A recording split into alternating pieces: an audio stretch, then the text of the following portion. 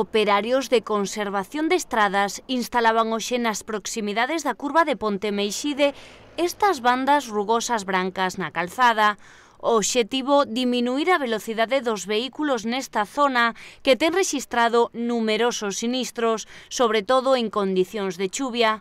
Veciños e condutores demandan dende hai tempo a mellora das condicións da estrada neste punto que se ten demostrado de alta perigosidade.